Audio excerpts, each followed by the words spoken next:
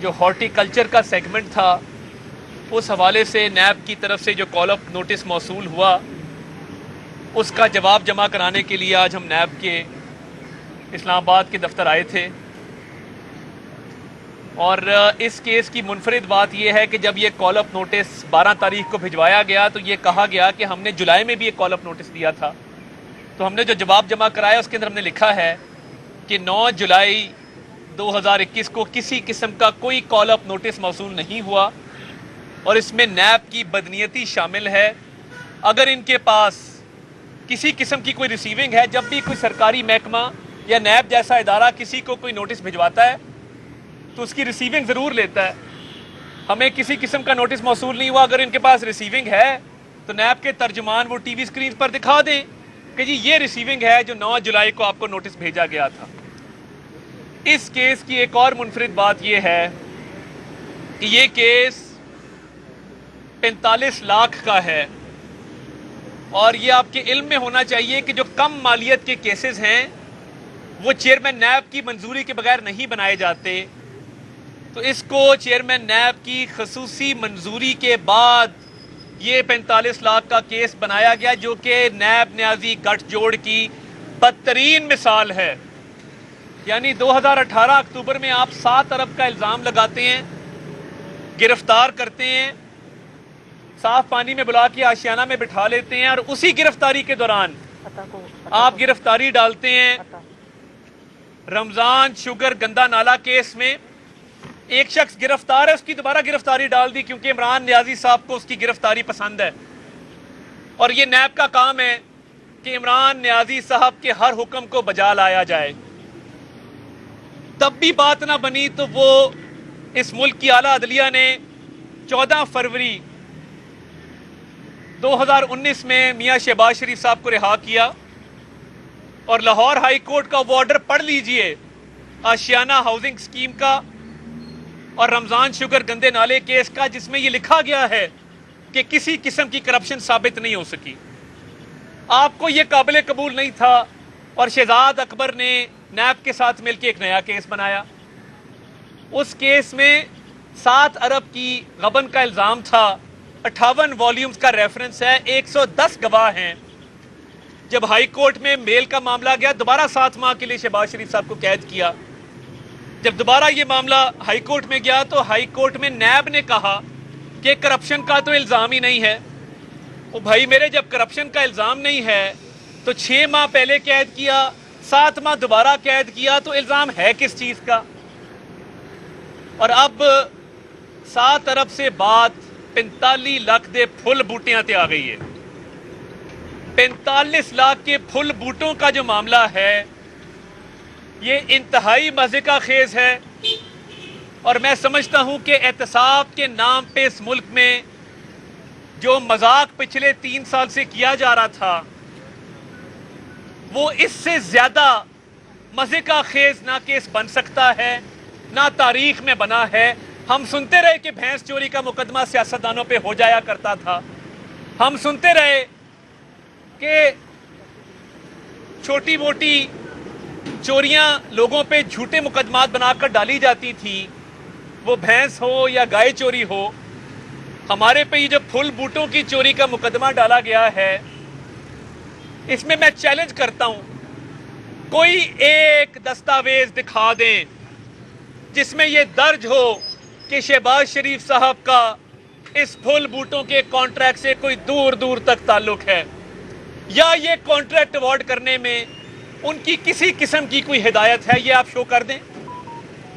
सितम ज़रीफ़ी ये है कि वो शख्स जिसने कभी तनख्वाह नहीं ली, जिसने कभी मरात नहीं ली, जो तमाम सरकारी दौरे गाड़ी में पेट्रोल भी अपनी जेब से डलवाता रहा, जो बैरून मुल्क दौरे करता रहा तो टिकटों के पैसे भी अपनी जेब से जमा कराता रहा।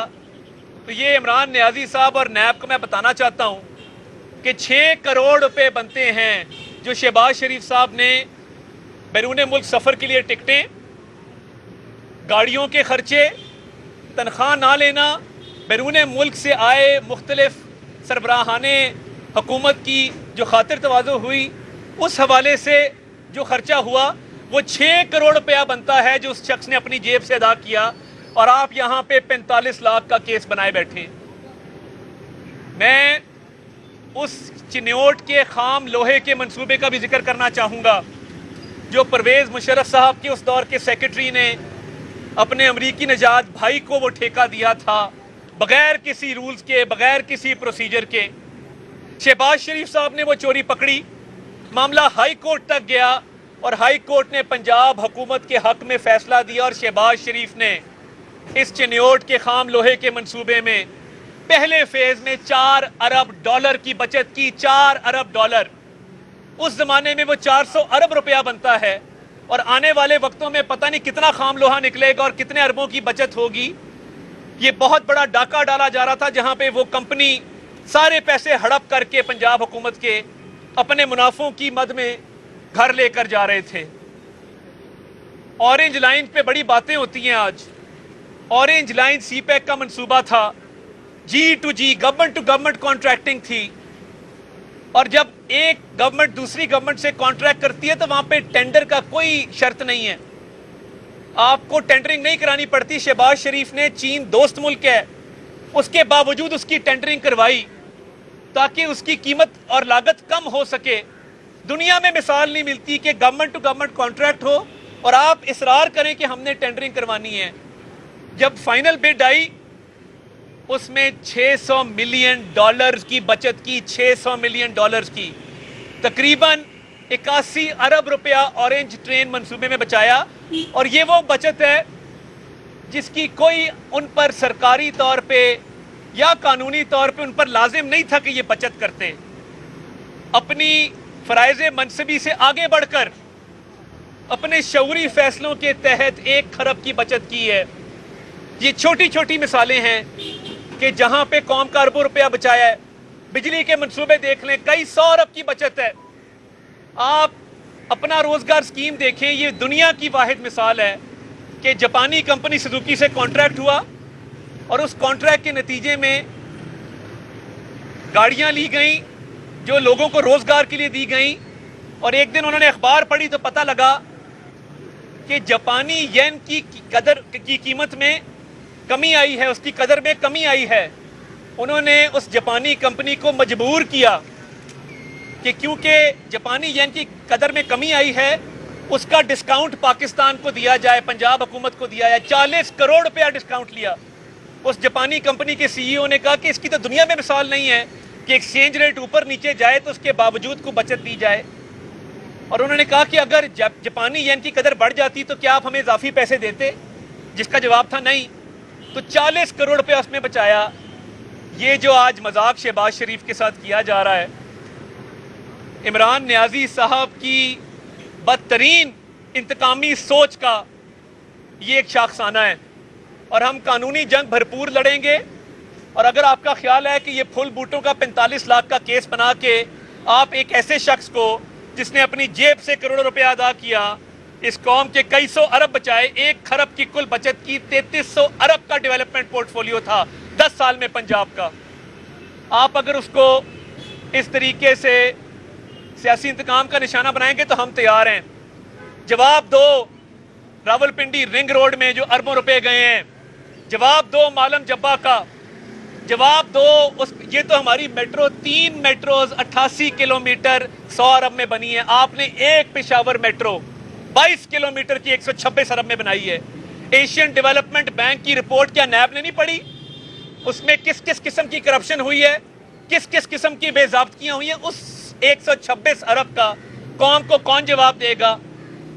आटे की आपने आटे का डाका डाला, चीनी का डाका डाला, अद्वियात का डाका डाला, कोई गिरफ्तारी नहीं है, कोई कॉल ऑफ नोटिस नहीं है। ये इमारत में बैठे अफसर, मैं इनसे अपील करता हूं, भेजे नोटिस, करें चीनी चोरों को अंदर, करें दवाई चोरों को अंदर, आमिर कियानी को देना हवालात के अंदर, क्यों नहीं देते? 118 अरब रुपया पाकिस्तान पोस्ट में गबन हुआ है, मुराद सईद ने करवाया है और कोई पूछने वाला नहीं है। रावलपिंडी रिंग रोड के हवाले से सरवर खान साहब, मैं आज भी आपके डेफेमेशन के नोटिस का इंतजार कर रहा हूं, कोई जवाब नहीं है। सांप सूंगा वह इनको। इमरान नियाजी इस मुल्क का करप्ट तरीन हुक्मरान है और नैब नियाजी गठजोड़ उसने अपने सियासी मकासद हासिल करने के लिए बनाया है। और इस मुल्क के तमाम माफियाज का सरगना करप्ट तरीन इमरान नियाजी है। आज बात करते हैं कि जी 1990 में इतने असासे थे। भाई आप तो एक सरकारी इंजीनियर के बेटे हैं। मियाँ शरीफ की तो 1970 की दहाई में पाकिस्तान की सबसे बड़ी ग्रुप ऑफ इंडस्ट्रीज थी। सियासत में तो ये 1985 में आए। तो आप जो कभी आए बाएं शाये करते हैं, 400 कनाल का महल है मेरे भाई, कभी कहते हैं साबका बीवी ने गिफ्ट किया, कभी कहते हैं काउंटी खेल रहा था तो फ्लैट बेचे। भाई तय कर लो, या फ्लैट बेचे या बीवी ने गिफ्ट किया है। ये होती है चोरी और ऊपर से सीना जोरी। ये एक एक केस इनका सरकारी खजाने की लूट खसूट पर मबनी है, और एक एक केस ये वो केस है जिसमें गिरफ्तारियां बनती हैं मगर नैब ने आंखें बंद की हुई हैं। नैब को 45 लाख के फुल बूटे शहबाज शरीफ के नजर आते हैं। उस शहबाज शरीफ को तो तमगा दो बुला के, जिसने नवाज शरीफ की क्यादत में खून पसीना दे के इस कौम की खिदमत की है।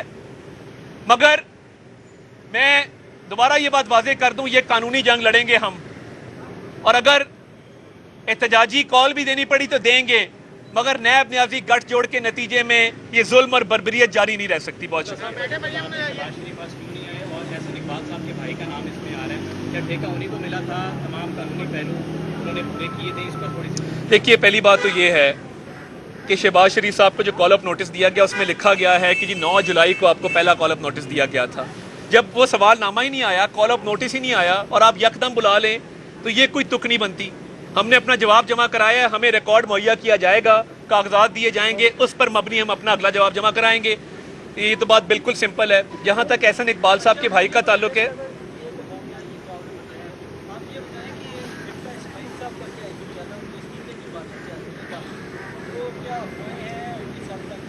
मैंने जी अभी आप पीक हमारा एक ग्रुप है, उसमें मैंने देखा है बीट रिपोर्टर्स का, तो मैं भी यहाँ से ऐसी कोई बात मेरे इल्म में नहीं है, लेकिन जैसे ही मैंने आपको ये कहा कि मुझे मालूम नहीं इस मामले के बारे में, तो मैं अपडेट करती हूँ। और कोई सवाल?